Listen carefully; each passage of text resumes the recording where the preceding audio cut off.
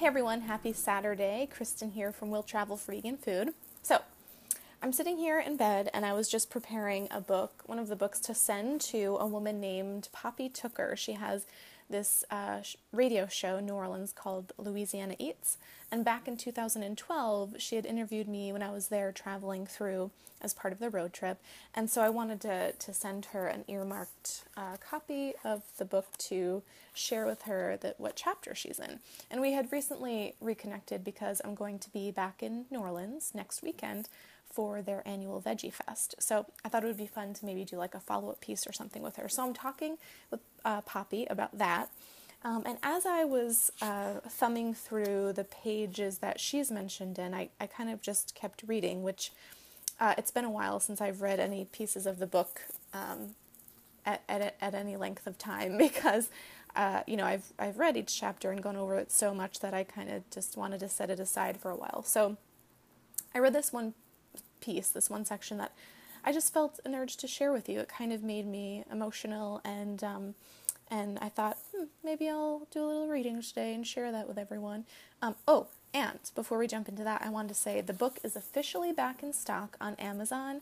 And for those of you on my email list, you already know the story, but just real quick, I'll tell you that it's kind of exciting because the reason it had been listed out of stock for so long is because Amazon actually sold out of their first shipment of the books before they even got them in. So here we are promoting the book and everything, and they hadn't even gotten their first shipment in, and they sold out of that quantity. So they ended up placing another order with Vegan Publishers, and the cool thing about that is it's one of the largest orders that Amazon has ever placed with Vegan Publishers, so that's neat. And as a result, the book is, as we speak, going into its second round of print. It's being reprinted right now, which is really cool. And so yeah, all good stuff. It's only been a week and a few days since the launch, so just incredible things happening here. Anyhow, I wanted to read you this excerpt from chapter 15, which is called Texicorn, and it's appropriately timed, I suppose, too, because I'm going to be in New Orleans, as I said, for their Veggie Fest next weekend, and so this little bit is about New Orleans. Okay, here we go. One of my favorite things about New Orleans is its sudden rain showers. One moment it'll be sunny and cloudless, the next it will start raining so hard I half expect to see an alligator float by like something out of Jumanji. The day I was preparing to leave NOLA, I swung by Hay Cafe to grab a few snacks and a mocha latte for the road. On my way back to the van, I experienced one of those rapid rain showers. It was so warm and sunny out beforehand I hadn't thought to carry an umbrella.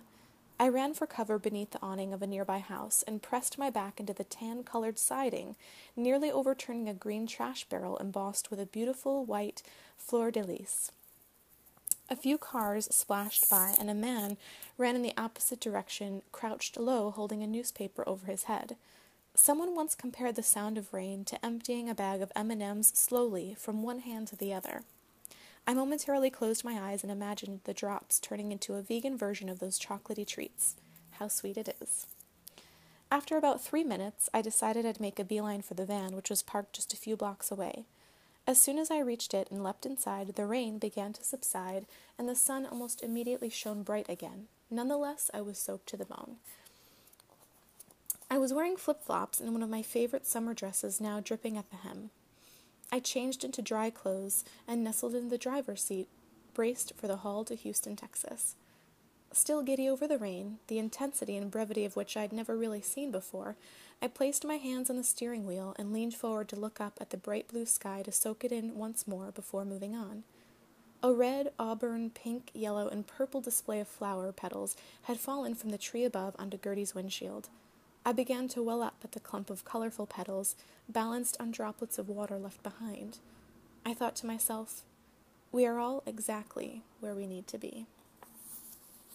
So there you have it, a little reading, random Saturday reading for your pleasure from Will Travel for Vegan Food, a young woman's solo van-dwelling mission to break free, find food, and make love. It's a memoir.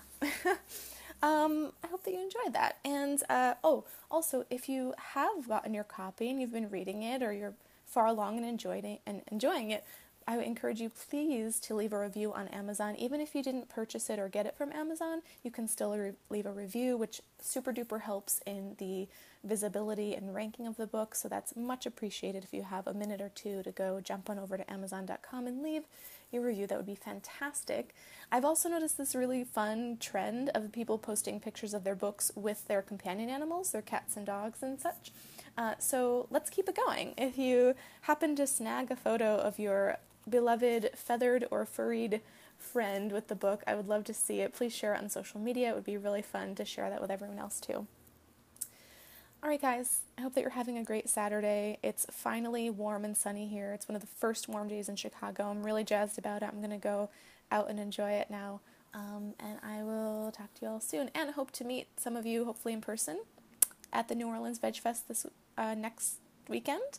Also, the day before that, on Saturday the 9th, I'll be at the Baltimore Veg Fest. So I'll get to meet some of you there too. And of course, I'll have my books, and I'll be giving presentations at both of those events. So I'll see you there.